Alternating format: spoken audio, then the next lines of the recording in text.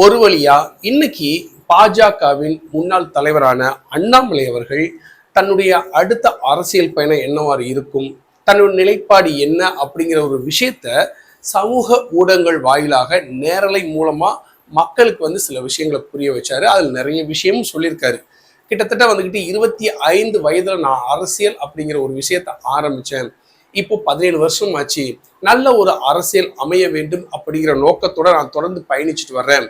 ஒரு தமிழரின் பண்பு என்ன நான் எந்த கட்சியில சேர்ந்தனும், பாஜக சேர்ந்தார் இல்லையா, அந்த கட்சியில இருந்துக்கிட்டு அந்த கட்சியோட தலைமையில இருந்து அன்போடும் பண்போடும் விடைபெற்று வரணும்னு நினைச்சேன்.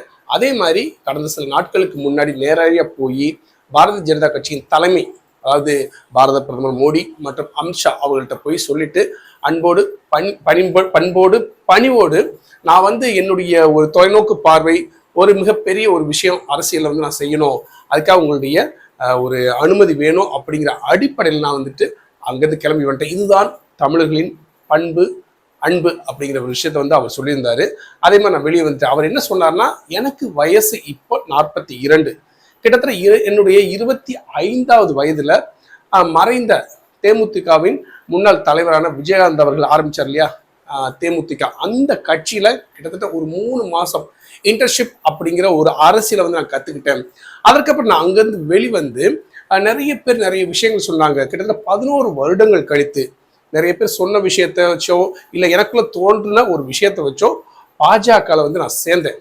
பாஜகவில் சேர்ந்து கிட்டத்தட்ட நிறைய விஷயங்கள் 6 ஆண்டுகள் 2020 சேர்ந்த அவர் 6 ஆண்டுகள் கடுமையாக அந்த கட்சிக்காக உழைச்சி ஒரு பெஸ்ட் பாலிட்டிஷியன், பெஸ்ட் சொசைட்டி அப்படிங்கிற ஒரு அடிப்படையில் என்னுடைய தொலைநோக்கு பார்வை இருந்துச்சு. அது ஒரு விஷயத்தை நோக்கி நான் பயணம் செஞ்சேன். ஆனால் முடியலை. நிறைய என்னுடைய வாழ்க்கையில வளைவு நெளிவுகள், ஏற்றத்தாழ்வுகள் அப்படிங்கிற ஒரு விஷயத்தை நோக்கி நான் பயணிக்க ஆரம்பித்தேன். இப்போ ஒரு கடினமான சூழ்நிலையில் நான் என்னுடைய அரசியல் தொலைநோக்கு பார்வைக்காக சில விஷயங்களை முடிவெடுக்க வேண்டியது இருந்துச்சு. அதனால தான் ஒரு தனி இயக்கம் கூடிய சீக்கிரம் ஆரம்பித்து அடுத்த பொது தேர்தலில் என்னுடைய தனி கட்சி போட்டியிடுங்கிற மாதிரி ஒரு விஷயத்த இன்னைக்கு நேரலை மூலமாக சொல்லியிருக்காரு.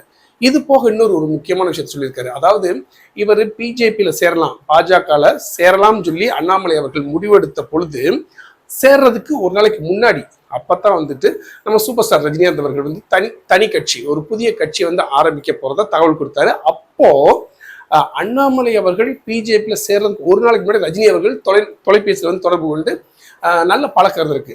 அண்ணாமலை அவர்களுக்கு ஐபிஎஸ் இருந்தார் இல்லையா, அப்ப இருந்து ரஜினிவுக்கும் ஒரு நல்ல ஒரு பழக்கம் இருக்கு. அப்ப ரஜினிகாந்த் அவர்கள் கூப்பிட்டாராம் அண்ணாமலை அவர்களை பார்த்து. என்ன சொல்லியிருக்காருன்னா, நான் ஒரு புது கட்சி தொடங்க போறேன், நீங்க அந்த கட்சியை சேரணும், உங்களுக்கு ஒரு நல்ல ஒரு பொறுப்பு தரேன்னு சொல்லி கூப்பிட்டாராம்.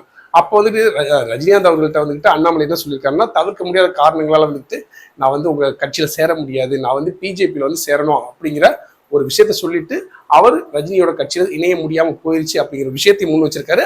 அதுக்கு முன்னாடி ஒரு 3 விஷயம் அவர் மைண்ட்ல செட் பண்ணிக்கிட்டாங்க. அதாவது எப்படின்னா, எது நல்லது அப்படின்னா தமிழ்நாட்டுக்கு ரஜினி அவர்கள் அரசியலுக்கு வருவது நல்லது அப்படிங்கிற முதல் காரணமும், இன்னொன்று எது நல்லது அப்படின்னா ரஜினிகாந்த் அவர்கள் அரசியலுக்கு வராமல் இருக்கிறது நல்லது அப்படிங்கிற ஒரு விஷயத்தையும், அதே மாதிரி பாஜகவுக்கு வாக்கு கொடுத்தாச்சு, நான் பாஜகவில் சேர போறேன், அந்த கட்சியில சேர போறேன், அந்த அடிப்படையில் அந்த வாக்கை மீறக்கூடாது, அதனால அந்த கட்சியில நான் சேர்றது, அண்ணாமலை அவர்கள் சேர்றது நல்லது, அந்த அடிப்படையில் இந்த 3 விஷயங்களை மனசுல வச்சுக்கிட்டு நான் செயல்பட்டேன். அதனால ரஜினிகாந்த் அவர்கள்ட்ட சொல்லிட்டேன், நான் பிஜேபியில சேரதா வாக்கு கொடுத்ததுனால என்னால் உங்களுடைய கோரிக்கையை ஏற்று நீங்க தொடங்க இருக்கக்கூடிய புது கட்சியில என்னால் சேர முடியாம இணைய முடியாம போச்சு, அதுக்காக மன்னிச்சுக்கோங்க சொல்லிட்டு அவர்த்தையும் நல்ல ஒரு அன்போடு அந்த கட்சியில சேராம பிஜேபியில போய் சேர்ந்த அப்படிங்கிற விஷயத்தையும் இந்த நேரங்களில் சொல்லியிருக்காரு. அது மட்டும் இல்லாம கொரோனா காலகட்டத்தில் ரஜினி அவர்கள் கட்சி ஆரம்பிச்சு அவர் உடல்நலத்தையும் பிரச்சனை ஏற்படுத்திக்கிறாம, மக்களுக்கு பிரச்சனை ஏற்படுத்தாம அவர் அரசியல் வெளியாயிட்டார் இல்லையா, அதையும் நான் வரவேற்கிறேன் அப்படிங்கிற ஒரு விஷயத்தையும் நேரலையில் தன்னுடைய அனுபவமா சொல்லியிருக்காரு. ஆக மொத்தம் அவர் சொன்ன ஒரே ஒரு விஷயம், best politics and best society அப்படிங்கிற அடிப்படையில் நான் ஒரு தொலைநோக்கு பார்வையோட தமிழ்நாட்டு அரசியலை இன்னும் தெளிவா நான் அடுத்த கட்டத்துக்கு கொண்டு செல்லணும் ஆசை இல்லை.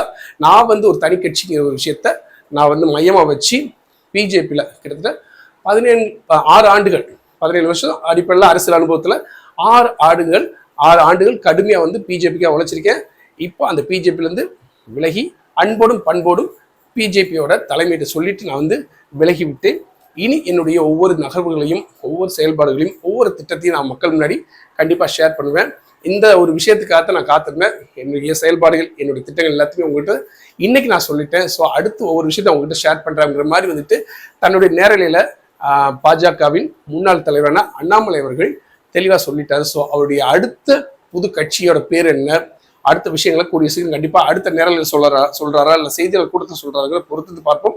அடுத்தடுத்து இவருடைய ஒவ்வொரு செயல்பாடுகளையும் அடுத்து நம்ம தமிழ்நாட்டில் என்ன நடக்கக்கூடிய செயல்பாடுகளையும் உங்களுடைய பார்வைக்கு நம்மளுடைய பாமுத்துக்குமார் யூடியூப் சேனல் மூலமா கண்டிப்பாக உங்கள்கிட்ட வந்து ஷேர் பண்ணிக்கிறேன். நம்மளுடைய பாமுத்து யூடியூப் சேனல் பிடிச்சதை மறக்காம லைக் பண்ணுங்க, நம்ம சேனலை மறக்காம சப்ஸ்கிரைப் பண்ணுங்க. இந்த வீடியோ பிடிச்சா உங்களுடைய நண்பர்களுக்கு மறக்காம ஷேர் பண்ணுங்க. மீண்டும் ஒரு தகவலுடன்